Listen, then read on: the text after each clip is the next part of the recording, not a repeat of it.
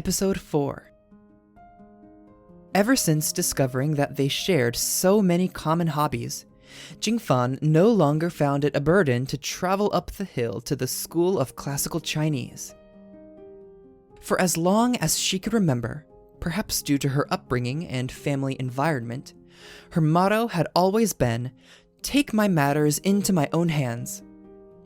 Whether it be her studies or just her everyday life, she would always be true to her roots by remaining independent and diligent. Born into an intellectual family, her parents always taught her, "You must rely on yourself to do what is within your power. Do not rely on others and do not take any shortcuts." She held these teachings close when she entered university as well. Despite everyone around her rushing to find language partners, she was the only one to push through her studies by herself. Despite not having a language partner, her grades were by far the best of her class. Her speaking ability was particularly superior to that of her peers. No one else could even compare to her. Her professors and classmates dubbed her the language genius, but Jingfan considered that an exaggeration and tended to ignore it. Nonetheless, she was fully aware of her excellent memory. She was able to memorize things in minutes despite others taking several hours, and she was confident in how fluently she was able to speak. She had always been famous for her photographic memory since elementary school. Jingfan herself did not know where she acquired such skills, but she had possessed these superpowers since before she could remember. Perhaps it could be considered a natural-born talent. Her excellent memory combined with her diligence resulted in her always having superior grades, and she was praised by her teachers as well as her parents. One day, after being handed a Japanese essay by Koichi, she accidentally memorized its contents and recited it verbatim, much to Koichi's surprise. He clearly respected these skills of hers. "It's really incredible how you can remember all that after only reading it once." Jingfan chuckled at Koichi's words of praise. She joked, "It's not that amazing. I can just remember things a little faster than others. Stop giving me all these big hats. They'll crush my head."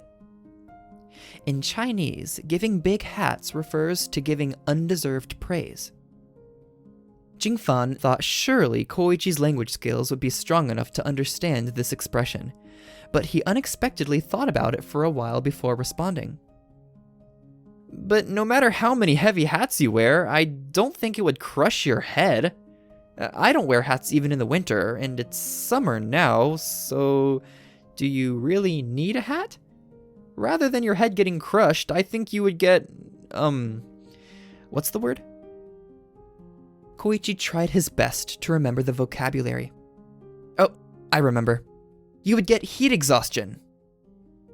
Seeing his serious face, Jingfan held in the explosive laughter that she so badly wanted to unleash, and proceeded to explain the meaning of big hats to him.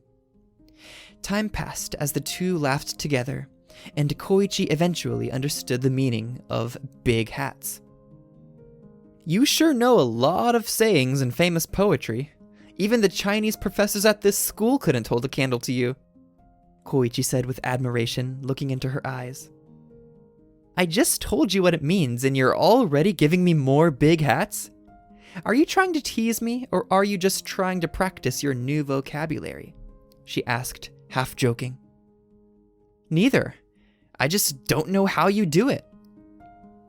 Giving in to Koichi's persistence, Jingfan began telling him about her family and stories from her childhood. Jingfan dove deep into her childhood, learning the 300 Tang poems from her grandmother, studying penmanship under her grandfather, who was a calligrapher, acquiring communication skills with guidance from her mother, who was a doctor, and learning how to memorize materials instantly from the influence of her father, who was an engineer. Koichi grew incredibly fascinated with her stories as he continued listening. More and more time had passed before they realized. Briefly pausing after one of her exhilarating stories, She realized that she had spent an hour talking incessantly about her family to this man she barely knew. She had never done something like that before. Xinlan had always described conversations with Jingfan as one word being worth 1,000 in gold. But today she was uncharacteristically blabbing about anything that came into her head. Perhaps she could make the excuse that meeting a new friend caused her to become a tad more hyper than usual. As these thoughts floated around inside her head, Koichi was staring at her with an entirely different point of view. Behind his deep, powerful eyes was a complicated mix of emotions. There was jealousy, excitement, and admiration most of all. Your family must really love you. If I were to borrow a Chinese expression, I'd call it a love that reaches all the way down to the bone. At first, I didn't really understand the meaning of that expression in the textbook. Holding you in my hands, I fear dropping you. Holding you in my mouth, I fear you will melt. But after hearing what you've said, I feel like I get it now. Your family's love for you is just like that expression, right? Yes, but there are a few parts that are different as well. My parents, my grandfather, and my grandmother all love me, but they didn't spoil me. I think every parent loves their children, but the way of showing that love is critical.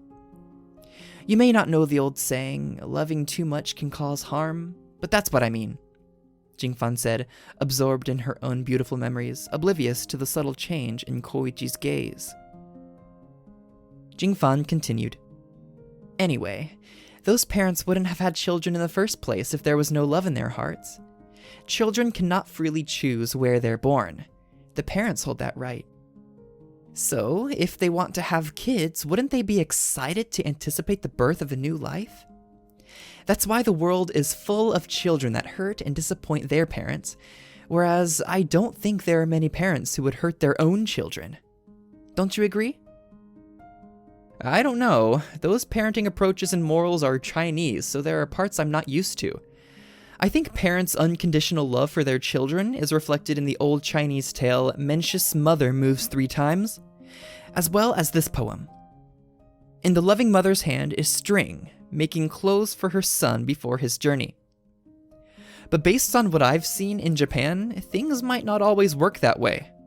We occasionally hear about parents abusing their kids, and even taking their lives. That's why I'd say you possess something special right now that other people envy and yearn for. You need to treasure that. I know that. I'm aware of my good fortune. But that love sometimes becomes a burden. It's stressful. As a child, I often felt guilt towards my family, especially my grandfather and grandmother. I even thought that I'd be more deserving of their love if I'd been born a boy, Jingfan said as she remembered her innocent childhood self, shaking her head with a grin. How so? My father is the eldest son of his family. When I was born, apparently my grandparents wanted me to be a boy since China still had the one-child policy. Recently, the Chinese view on this has gradually changed, and men and women are becoming more equal, but at the time, particularly the older generation wanted a boy to carry on the family's lineage. But I disappointed them. When I would look at my grandfather and grandmother, even though they loved me, I often wished I could be like the Monkey King and transform my body into a male's. I always thought that would make everyone happy. Well, I'm glad you were born as a girl. Give your mother my thanks, Koichi mumbled to himself. I'm also thankful to my mother. She gave up the chance to study abroad overseas for me. In this world, aside from one's parents, I don't think anyone would give themselves up like that for the sake of someone else. That's why they say there's nothing like a mother's love. I guess that expression really isn't an exaggeration, is it? She said, chatting one-sidedly about nostalgic memories from her past. She utterly failed to consider the true meaning of Koichi's words. What about you, Koichi? What was your family upbringing like? I bet your parents are proud of you since you're such a good student. Also, why did you come study abroad in China? Don't most Japanese people go to Europe or America to study? Jingfan asked, looking back at Koichi. Thousands of years ago, the first Qin emperor sent Shu Fu to Japan to search for the elixir of life, right? As a descendant of those ancient people, I just wanted to cross the Sea of Japan for myself and retrace the steps of the pioneers. It was just out of curiosity. That's a valid reason, isn't it? Regarding my family, I don't know if my parents are proud of me or not, so I can't answer that. If you ever get a chance to meet them, do you think you could ask them for me? I'd be interested to hear their answer. Unlike the Chinese, Japanese people rarely have heart-to-heart conversations. Men normally just go out and work, and women do the housework. It's kind of like that old Chinese thought process in which men work outside while women work inside. In China, men and women are equal now, you know, Jingfan said. Isn't it a little strange that even today that way of thinking hasn't changed in Japan?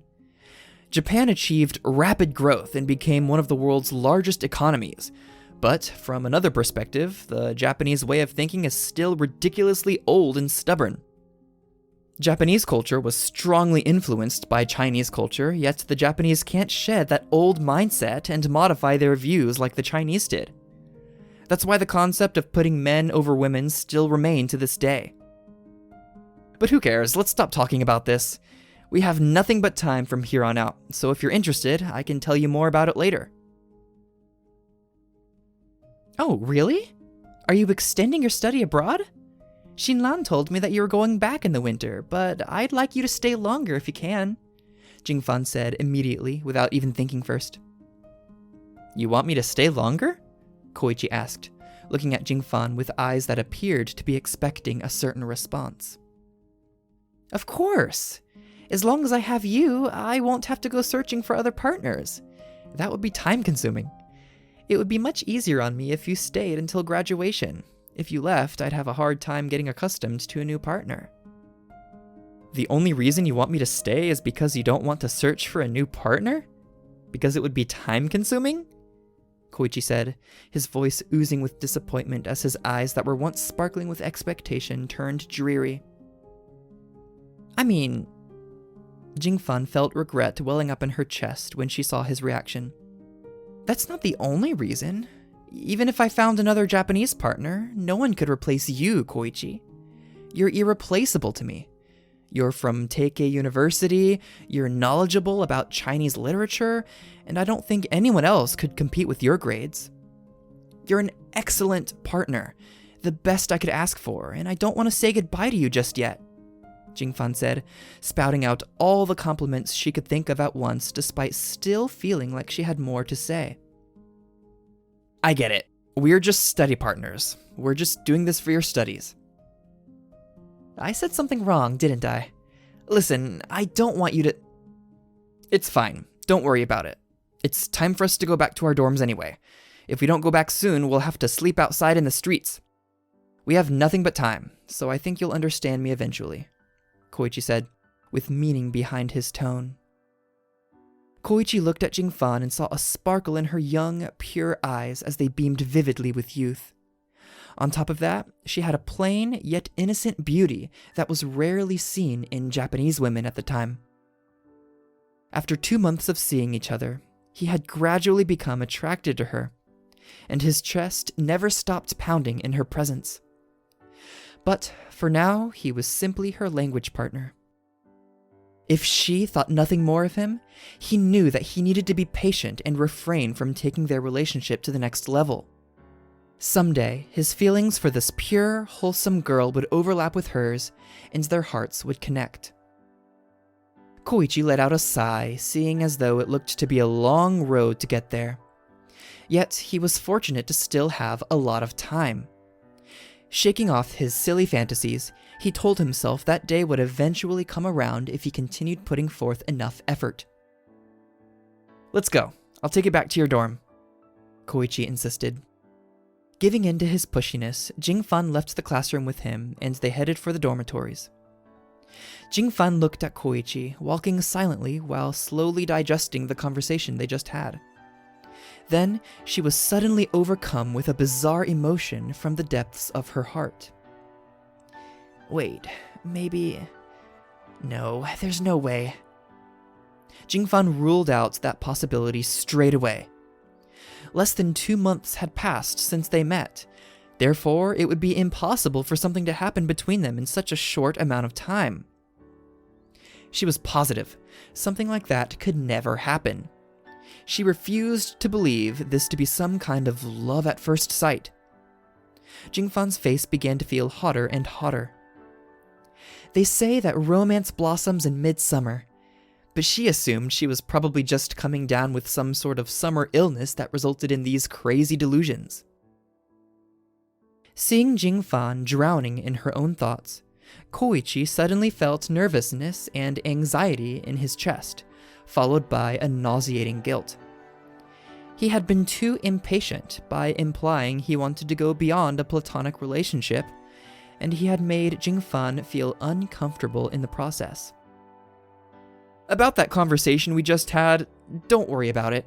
I'm reading a ton of novels recently, and it's making me say weird things without noticing sometimes. Don't overthink it, he said to try and repair the situation.